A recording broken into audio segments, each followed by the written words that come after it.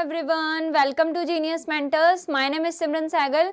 बच्चों, आज के इस लेक्चर से हम स्टार्ट करने वाले हैं क्लास 10th सोशल साइंस के अंदर इकोनॉमिक्स का कॉन्सेप्ट। ठीक है, बेसिकली बच्चों आपकी क्लास 10th की सोशल साइंस का जो सब्जेक्ट है वो 4 पार्ट्स में डिवाइडेड है, जिसके अंदर आपके अलग अलग सब्जेक्ट्स हैं, that is history, civics, polity यानी कि सिविक्स, ज्योग्राफी एंड इकोनॉमिक्स, यानी कि 4 पार्ट्स में डिवाइडेड है आपकी क्लास 10th की सोशल साइंस, जिसके अंदर आपकी ये जो फर्स्ट बुक आप देख रहे हो दैट इज हिस्ट्री। हिस्ट्री के अंदर आप क्या पढ़ते हो बच्चों? पास्ट में जो भी चीजें हुई, पास्ट में जो भी घटनाएं हुई किसी कंट्री के अंदर, राजा महाराजा के टाइम की जो बातें हैं वो सभी चीजें हम पढ़ते हैं। देन सेकेंड बुक जो आप देख रहे हो वो है आपकी class 10th economics book. Economics book के अंदर आप जो पढ़ोगे वो हम अभी डिस्कस करेंगे कि बेसिकली हम इकोनॉमिक्स के अंदर क्या पढ़ने वाले हैं। देन आप बच्चों पॉलिटी के बारे में पढ़ते हो, सिविक्स पढ़ते हो, उसके अंदर आप कंट्री की गवर्नमेंट के बारे में, कॉन्स्टिट्यूशन के बारे में, ये सभी बातें पढ़ते हो। देन आप ज्योग्राफी पढ़ते हो बच्चों। ज्योग्राफी के अंदर आप क्या पढ़ते हो बच्चों? अर्थ से रिलेटेड, एनवायरनमेंट से रिलेटेड, पीपल से रिलेटेड, ये सभी बातें जो होती हैं वो सभी आप डिस्कस करते हो किसके अंदर? ज्योग्राफी के अंदर। अब जो हमारा जो मेन फोकस रहेगा बच्चों वो किस पे रहेगा? इकोनॉमिक्स के ऊपर। हम क्लास 10th सोशल साइंस की इकोनॉमिक्स की वीडियो लेक्चर्स की सीरीज हम स्टार्ट करेंगे आज से। ठीक है, तो बच्चों हम कवर करेंगे क्लास 10th इकोनॉमिक्स। इस सिलेबस को पढ़ने के लिए हम एनसीईआरटी बुक को फॉलो करेंगे। NCERT class 10th economics book हम फॉलो करेंगे क्लास 10th इकोनॉमिक्स के सिलेबस को कवर करने के लिए। ये बुक आप देख रहे हो, इस बुक में से हम सारा का सारा जो इकोनॉमिक्स का सिलेबस होगा वो कवर करेंगे। ठीक है, तो बच्चों ये आपको बताने से पहले मैं आपको बताना चाहती हूँ कि इकोनॉमिक्स क्या होता है। ठीक है, आपने 9th क्लास में भी आपने इकोनॉमिक्स का सब्जेक्ट तो पढ़ा ही है। ठीक है, 9th क्लास में आपने इकोनॉमिक्स में क्या सीखा? आपने बेसिकली 4 चैप्टर्स के थ्रू इकोनॉमिक्स के अलग अलग बेसिक कॉन्सेप्ट सीखे 9th क्लास में। जैसे कि आपने पालमपुर विलेज की एक स्टोरी पढ़ी जिसमें आपने प्रोडक्शन का कॉन्सेप्ट पढ़ा। नेक्स्ट चैप्टर में आपने पीपल को एज ए रिसोर्स पढ़ा कि जो लोग होते हैं वो एक रिसोर्स की तरह कैसे यूज होते हैं, यानी कि जो लोग रहते हैं एक कंट्री के अंदर वो किसी भी कंट्री की इकोनॉमी के लिए, किसी भी कंट्री की अर्थव्यवस्था के लिए एक रिसोर्स की तरह काम किस तरीके से करते हैं। देन आपने पढ़ा पॉवर्टी एक चैलेंज कैसे है हमारी कंट्री के लिए। ठीक है, आपने ये 9th क्लास में ये सभी चैप्टर्स पढ़े ना। देन आपने फूड सिक्योरिटी के बारे में पढ़ा कि फूड सिक्योरिटी के लिए क्या क्या मेथड्स हमारी कंट्री में यूज किए जाते हैं। तो बच्चों बेसिकली इकोनॉमिक जो सब्जेक्ट है ना वो क्या चीज को रिप्रेजेंट करता है? ये होता है अर्थशास्त्र। इकोनॉमिक्स का मतलब होता है अर्थशास्त्र, जो किसी कंट्री की अर्थव्यवस्था को रिप्रेजेंट करता है। किसी भी कंट्री की अर्थव्यवस्था यानी कि किसी भी कंट्री की इकोनॉमी के बारे में पता चलता है हमें इकोनॉमिक्स के सब्जेक्ट से। ठीक है, तो इकोनॉमिक्स की बुक में आप क्या पढ़ने वाले हो? किसी भी कंट्री की अर्थव्यवस्था को, इकोनॉमी को समझने वाले हो। ठीक है बच्चों, तो बच्चों इकोनॉमिक्स का जो बेसिक मीनिंग है वो क्या होता है? इकोनॉमिक्स जो है वो सोशल साइंस की वो ब्रांच है जो कि प्रोडक्शन, डिस्ट्रीब्यूशन, कंजम्पशन इन सभी चीजों से रिलेटेड होती है। इकोनॉमिक्स सब्जेक्ट के अंदर आप पढ़ते हो कि किसी भी कंट्री में प्रोडक्शन कैसे होती है, जो हम गुड्स प्रोड्यूस करते हैं उसका डिस्ट्रीब्यूशन कैसे होता है, देन डिस्ट्रीब्यूटेड गुड्स की कंज्यूमर कंजम्पशन कैसे करते हैं। ठीक है, तो यानी कि बेसिकली हम क्या कह सकते हैं कि economics is that branch of social science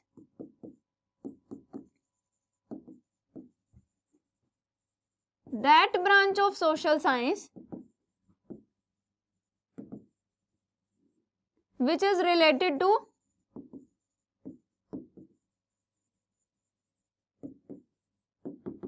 production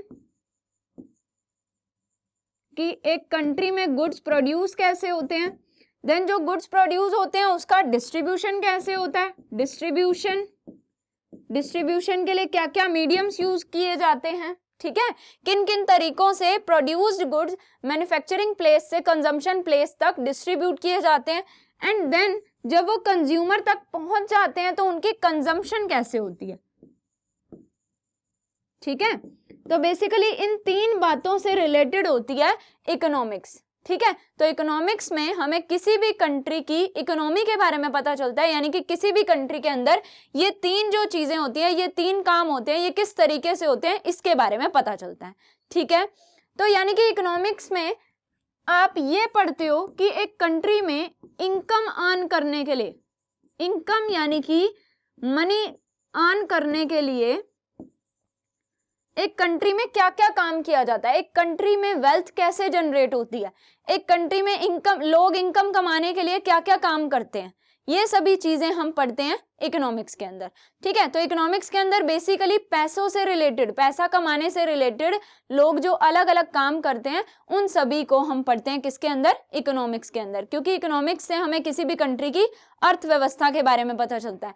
क्योंकि हम जो ये बेसिकली तीन चीजों के बारे में जो हमारा मेन फोकस रहता है इकोनॉमिक्स के अंदर, इन तीन चीजों के बारे में जो हम पढ़ते हैं वो भी किससे रिलेटेड होते हैं, इनकम से रिलेटेड ही तो हैं ये तीन चीजें।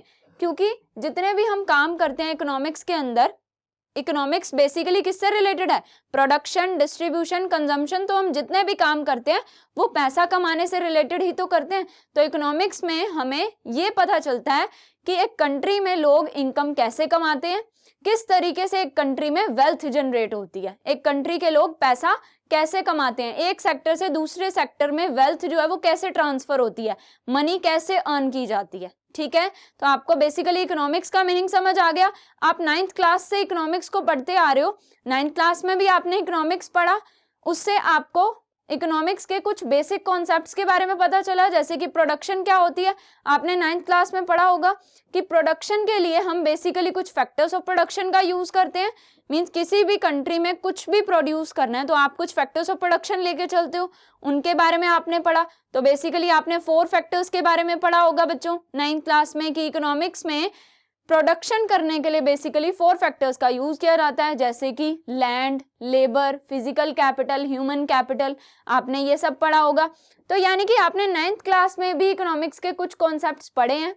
ठीक है। तो अब आप क्योंकि एक लेवल अप हो गए हो, आप 10th क्लास में हो गए हो, तो आपको कुछ और डायमेंशंस के बारे में सीखना जरूरी है। आप इस क्लास में इकोनॉमिक्स की और ज्यादा अलग अलग डायमेंशंस के बारे में सीखोगे, देन उसको कंट्री से रिलेट करके उसको समझ पाओगे कि एक कंट्री की इकोनॉमी जो है वो किस तरीके से चलती है, एक कंट्री की जो अर्थव्यवस्था है वो कैसे काम करती है।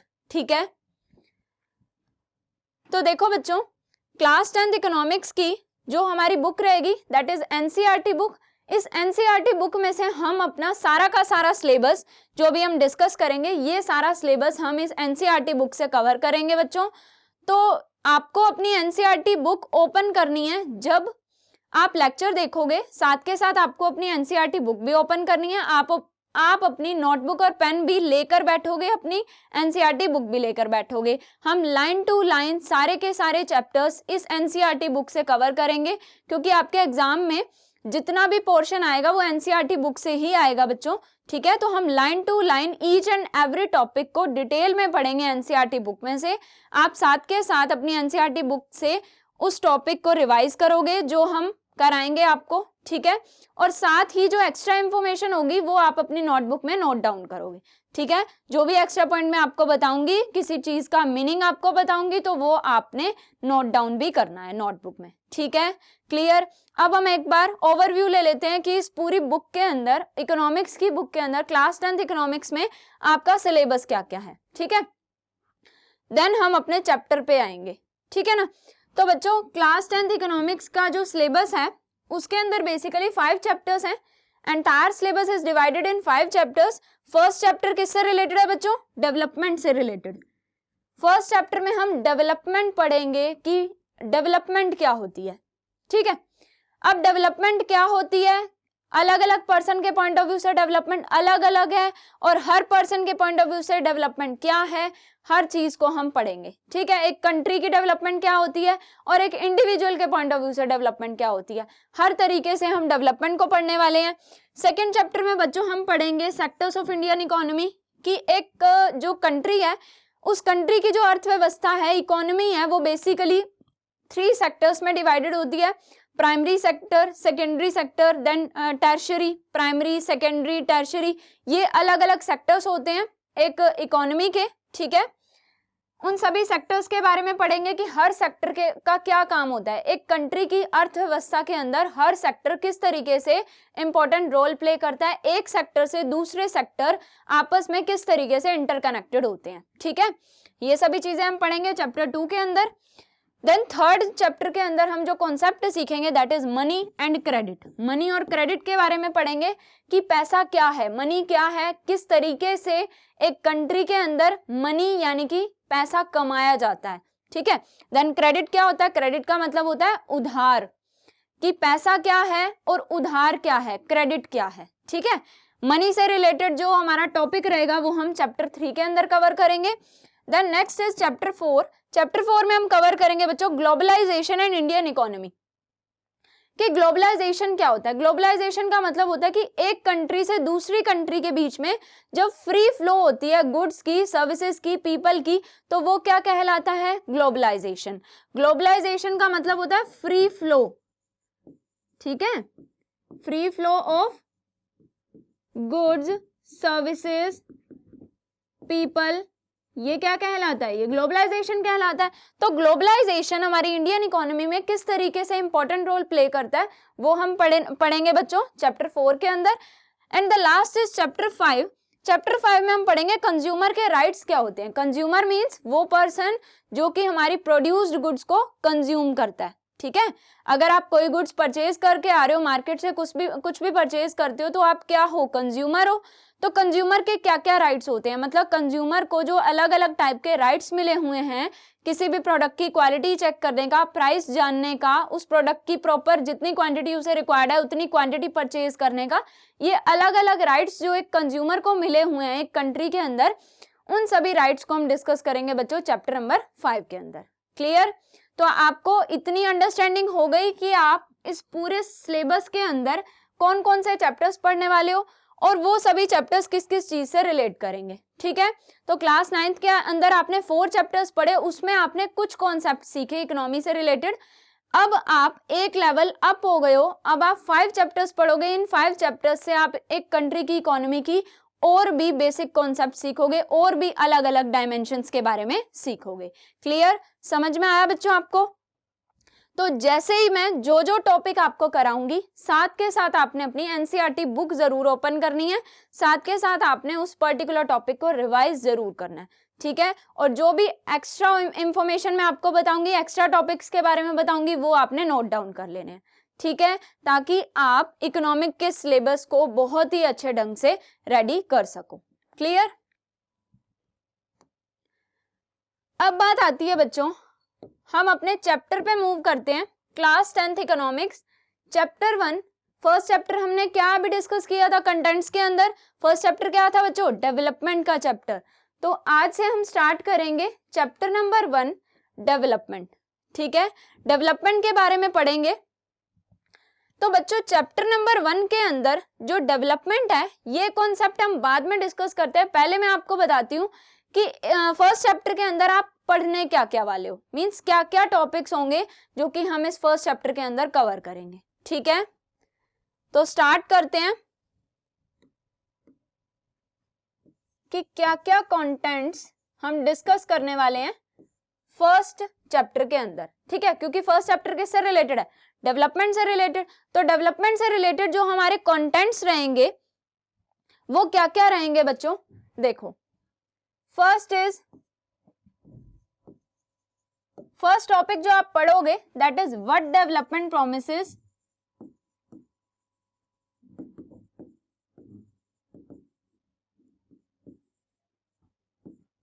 Different people different goals. ठीक है, फर्स्ट जो हमारा टॉपिक रहेगा that is what development promises different people different goal. First topic में हम पढ़ेंगे कि अलग अलग डेवलपमेंट प्रॉमिसेस क्या होते हैं, कि एक कंट्री के अंदर जो डेवलपमेंट है, वो डेवलपमेंट का जो मीनिंग है ना, वो डिफरेंट पीपल के पॉइंट ऑफ व्यू से डिफरेंट है। ठीक है, मींस हर पर्सन का अलग गोल है। डेवलपमेंट को अगर हम कंसीडर करके चलें तो हर पर्सन अलग तरीके से डेवलपमेंट कराना चाहता है। ठीक है, तो फर्स्ट टॉपिक में हम यही पढ़ेंगे। देन सेकंड टॉपिक में हम पढ़ेंगे बच्चों इनकम गोल्स के बारे में। कि इनकम से रिलेटेड क्या क्या गोल्स होते हैं, एक कंट्री के इंडिविजुअल जो हैं उनके इनकम से रिलेटेड क्या क्या गोल्स हैं, ठीक है। देन हम पढ़ेंगे नेशनल डेवलपमेंट के बारे में कि एक कंट्री का, एक नेशन की डेवलपमेंट किन किन तरीकों से होती है, ठीक है। तो नेशनल डेवलपमेंट के जो अलग अलग एस्पेक्ट्स होंगे उनको कवर करेंगे। देन हम पढ़ेंगे how different countries can be compared. Next topic हमारा क्या रहेगा बच्चों, how different countries can be compared. अलग अलग कंट्रीज को हम किन किन एस्पेक्ट्स के बेसिस पे कंपेयर कर सकते हैं, मतलब किन किन चीजों से, किन किन पॉइंट्स के रिस्पेक्ट में हम अलग अलग कंट्रीज को डिफरेंशिएट कर सकते हैं, ठीक है। तो डिफरेंट कंट्रीज को कंपेयर किन किन बेसिस पे किया जाएगा वो हम इस टॉपिक में पढ़ने वाले हैं। देन हम पढ़ेंगे बच्चों इनकम क्राइटेरिया के बारे में कि इनकम क्राइटेरिया क्या रहेगा, कि एक कंट्री के अंदर जो इनकम क्राइटेरिया होता है वो किस किस तरीकों से डिवाइडेड होता है, ठीक है। इनकम क्राइटेरिया के टॉपिक को पढ़ेंगे। देन हम पढ़ेंगे पब्लिक फैसिलिटीज के बारे में कि एक कंट्री के अंदर पब्लिक को कौन कौन सी अलग अलग टाइप की फैसिलिटीज प्रोवाइड की जाती हैं, ठीक है। इसमें हम बेसिकली ह्यूमन डेवलपमेंट रिपोर्ट के बारे में भी पढ़ेंगे बच्चों कि अलग अलग टाइप की पब्लिक फैसिलिटीज प्रोवाइड की जाती हैं, उससे जो हमने ह्यूमन डेवलपमेंट रिपोर्ट बनाई वो क्या रिप्रेजेंट कर रही है कि उन सभी फैसिलिटीज का अलग अलग पब्लिक पे, अलग अलग लोगों पे किस तरीके से इम्पैक्ट पड़ा, किस तरीके से उन फैसिलिटीज से अलग अलग लोगों की डेवलपमेंट हुई, ठीक है। तो हम ह्यूमन डेवलपमेंट रिपोर्ट के थ्रू इस टॉपिक को कवर करेंगे। एंड देन हम पढ़ते हैं बच्चों लास्ट टॉपिक जो हम इस चैप्टर के अंदर पढ़ने वाले हैं, दैट इज सस्टेनेबल डेवलपमेंट।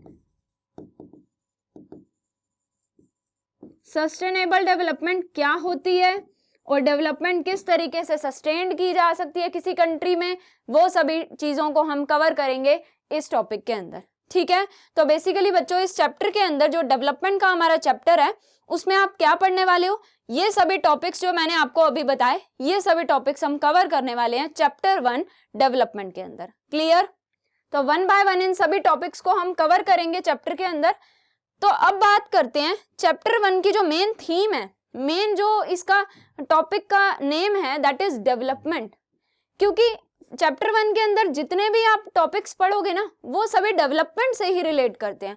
तो पहले आपको चैप्टर की जो थीम है, चैप्टर का जो नेम है उसके बारे में पता होना चाहिए, क्योंकि चैप्टर का जो नेम होगा ऑब्वियसली उस चैप्टर के अंदर सारी बातें डेवलपमेंट से ही रिलेट करेंगी। तो पहले आपको डेवलपमेंट के बारे में ज्यादा डिटेल में जानने की जरूरत है ना।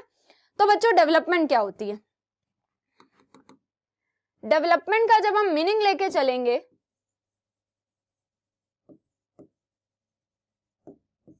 डेवलपमेंट का जो मीनिंग है ना वो इंडिविजुअल टू इंडिविजुअल वेराई करता है, यानी कि हर इंडिविजुअल का डेवलपमेंट का जो मीनिंग अगर आप पूछोगे ना किसी भी इंडिविजुअल से कि आप बताओ कि कंट्री में डेवलपमेंट कैसे होगी, तो हर इंडिविजुअल का जो गोल होगा ना उसी से रिलेटेड बताएगा कि इस तरीके से अगर ये गोल अचीव हो जाए, मींस ये काम हो जाए कंट्री में, तो कंट्री की डेवलपमेंट हो जाएगी। कोई इंडिविजुअल कहता है कि कंट्री में रोड अच्छे बन जाए तो कंट्री की डेवलपमेंट हो जाएगी। कोई इंडिविजुअल कहेगा कि कंट्री में डैम्स बन जाए तो कंट्री की डेवलपमेंट हो जाएगी। और कोई इंडिविजुअल ये कहेगा कि electricity, proper electricity supply available हो जाए कंट्री में तो उस कंट्री की डेवलपमेंट हो जाएगी। तो यानी कि बच्चों कंट्री की जो डेवलपमेंट है ना वो हर पर्सन के पॉइंट ऑफ व्यू से अलग अलग है, यानी कि डेवलपमेंट का जो मीनिंग है वो हर पर्सन के पॉइंट ऑफ व्यू से अलग अलग है, पर्सन टू पर्सन वेराई करता है डेवलपमेंट का मीनिंग, ठीक है। तो यानी कि डेवलपमेंट का मीनिंग हर पर्सन की पॉइंट ऑफ व्यू से अलग अलग है। हमने ये तो कंक्लूड कर लिया, मींस हर पर्सन के लिए डेवलपमेंट सेम नहीं है, क्योंकि हर पर्सन की टेस्ट जो है, प्रेफरेंस हैं, जो उनकी डिजायर्स हैं वो अलग अलग है, इसीलिए हर पर्सन के पॉइंट ऑफ व्यू से डेवलपमेंट का मीनिंग भी अलग अलग होता है, ठीक है। अब पर्सन से ही मिलके कंट्री बनती है, तो यानी कि एक कंट्री के लिए जो डेवलपमेंट का मीनिंग है वो भी अलग है। लेकिन बच्चों अगर हम किसी भी कंट्री की डेवलपमेंट की बात करें तो हम क्या लेके चलेंगे, हमारे मन में कुछ पॉइंट्स आएंगे कि ये सभी पॉइंट्स फुलफिल हो जाए तो उस कंट्री की डेवलपमेंट हो जाएगी। अगर हम कंट्री के पॉइंट ऑफ व्यू से, इंडिविजुअल के पॉइंट ऑफ व्यू से, तो हमने देखा कि डेवलपमेंट का मीनिंग अलग अलग है हर इंडिविजुअल के पॉइंट ऑफ व्यू से, बट कंट्री की डेवलपमेंट कब कंसीडर की जाती है कि एक कंट्री डेवलप्ड है? ठीक है, फर्स्ट इज कि उस कंट्री में इकोनॉमी का साइज इतना ज्यादा लार्ज हो, उस कंट्री की इकोनॉमी इतने ज्यादा बड़े साइज की हो कि वहां पर लार्ज स्केल पे production of goods as well as service हो सके। Means large size of economy, economy का साइज इतना ज्यादा इंक्रीज हो कि हम लार्ज स्केल पे प्रोडक्शन कर सके, किस चीज की? गुड्स की एज वेल एज सर्विसेज की, कि goods as well as services अगर किसी कंट्री में लार्ज स्केल पे मैन्युफैक्चर हो रहे हैं जिसकी वजह से उस कंट्री में डेवलपमेंट होगी। और अगर उस कंट्री में एम्प्लॉयमेंट है प्रॉपर, आप कहोगे कि अगर उस कंट्री में एम्प्लॉयमेंट है तो भी उस कंट्री की डेवलपमेंट होगी, क्योंकि एम्प्लॉयमेंट होगी तो यानी कि लोगों को इनकम मिलेगी, इनकम मिलेगी तो उनका स्टैंडर्ड ऑफ लिविंग इंप्रूव होगा, और स्टैंडर्ड ऑफ लिविंग इंप्रूव होगा तो ऑटोमेटिकली वो कंट्री की डेवलपमेंट ही तो होगी। जैसे कि रूरल एरिया में जो लोग रहते हैं उनका स्टैंडर्ड ऑफ लिविंग बहुत ही ज्यादा लो है, पुअर है, लेकिन जैसे ही वहां के लोगों को एम्प्लॉयमेंट मिलेगी, उन्हें इनकम जनरेट होगी, उनकी इनकम जैसे ही जनरेट होगी तो उनका स्टैंडर्ड ऑफ लिविंग इंप्रूव हो जाएगा ना, क्योंकि वो और ज्यादा फैसिलिटीज को अवेल कर पाएंगे, उनकी इनकम बढ़ेगी तो फैसिलिटीज अवेल करने की पावर भी बढ़ेगी। ठीक है, परचेजिंग पावर बढ़ जाएगी जिसकी वजह से उनका स्टैंडर्ड ऑफ लिविंग इंप्रूव हो जाएगा। स्टैंडर्ड ऑफ लिविंग इंप्रूव होगा तो वो रूरल एरिया जो है वो धीरे धीरे अर्बन एरिया में कन्वर्ट हो जाएगा। ठीक है, तो हम क्या कह सकते हैं कि अगर कंट्री के लोगों को प्रॉपर एम्प्लॉयमेंट मिल रही है तो उस कंट्री की डेवलपमेंट मानी जाएगी। थर्ड इज कि वहां पर उस कंट्री में इक्वालिटी होगी, यानी कि रीजनल इम्बैलेंसेस नहीं होंगे जिस कंट्री में, उस कंट्री की इकोनॉमी डेवलप्ड इकोनॉमी मानी जाएगी। यानी कि इक्वालिटी, हर एरिया की डेवलपमेंट हो अगर किसी कंट्री के अंदर तो वो कंट्री भी डेवलप्ड मानी जाएगी। यानी कि डेवलपमेंट का मीनिंग हम किसी भी कंट्री की डेवलपमेंट किस टर्म्स में मेजर करेंगे कि अगर उस कंट्री में इक्वालिटी है, मींस हर पर्सन की इनकम इक्वल है। ऐसा नहीं हो कि एक एरिया तो बहुत ज्यादा डेवलप्ड है और एक एरिया बहुत ज्यादा बैकवर्ड है, तो वो कंट्री डेवलप्ड कंट्री नहीं मानी जाएगी। तो कंट्री की पॉइंट ऑफ व्यू से डेवलपमेंट को देखोगे तो आप यही कहोगे कि कंट्री की डेवलपमेंट तब मानी जाएगी जब उस कंट्री में इक्वालिटी होगी, रीजनल इम्बैलेंसेस नहीं होंगे। मींस एक रीजन में लोगों की इनकम बहुत ज्यादा है, स्टैंडर्ड ऑफ लिविंग बहुत हाई है, और दूसरे रीजन में इनकम ही नहीं है जिसकी वजह से स्टैंडर्ड ऑफ लिविंग पुअर है। ठीक है, तो इक्वालिटी होना भी जरूरी है। ठीक है, एंड फोर्थ इज कि वहां का इंफ्रास्ट्रक्चर अच्छा हो। अब इंफ्रास्ट्रक्चर में रोड, डैम्स, इलेक्ट्रिसिटी,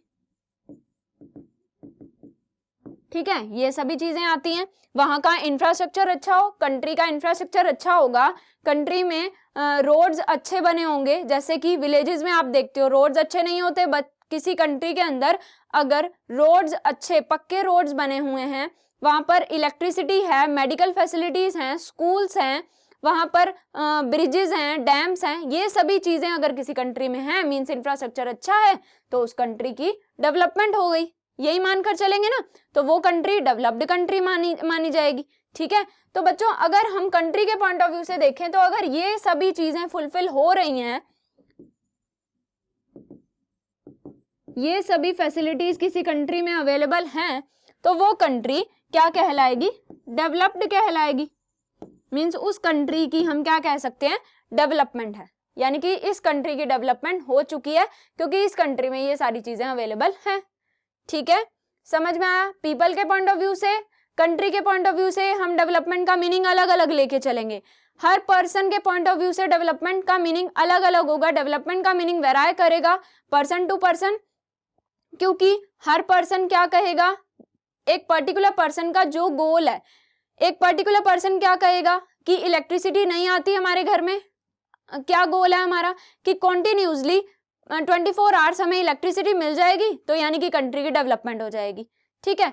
कोई कहेगा कि रोड्स अच्छे बन जाएं, क्योंकि वहां उनके एरिया के रोड्स अच्छे नहीं बने होंगे, तो रोड्स अच्छे बन जाएं तो कंट्री की डेवलपमेंट हो जाएगी। तो हर पर्सन के पॉइंट ऑफ व्यू से तो डेवलपमेंट का मीनिंग अलग अलग है, लेकिन अगर हम किसी कंट्री की डेवलपमेंट को कंसीडर करें तो अगर किसी कंट्री में ये सारी कंडीशंस प्रेजेंट होगी, ये सारी चीजें प्रेजेंट हैं, ये सारी कंडीशंस फुलफिल हो रही हैं, तो उस कंट्री की डेवलपमेंट मानी जाएगी। क्लियर, समझ में आया आपको? तो बच्चों आपको डेवलपमेंट का मीनिंग, इकोनॉमिक्स का मीनिंग, क्या कंटेंट्स रहेंगे, हमारे चैप्टर के क्या कंटेंट्स रहेंगे, सिलेबस में आप क्या पढ़ने वाले हो, ये सभी बातें आपको बेसिक चीजें क्लियर हो गई, ठीक है। तो आई होप आपको अब तक मैंने जितना आपको बताया इकोनॉमिक्स का मीनिंग, डेवलपमेंट का मीनिंग, ये आपको समझ में आ गया होगा। नेक्स्ट लेक्चर से बच्चों हम अपना स्टार्ट करेंगे इकोनॉमिक्स का सिलेबस, जिसके अंदर हम अपने फर्स्ट टॉपिक से स्टार्ट करेंगे, what development promises different peoples different goals, ठीक है। तो नेक्स्ट लेक्चर से हम स्टार्ट करेंगे फर्स्ट टॉपिक और फर्स्ट चैप्टर, ठीक है। तो बच्चों आज के लिए इतना ही, मिलते हैं नेक्स्ट लेक्चर में, तब तक के लिए goodbye, thank you so much.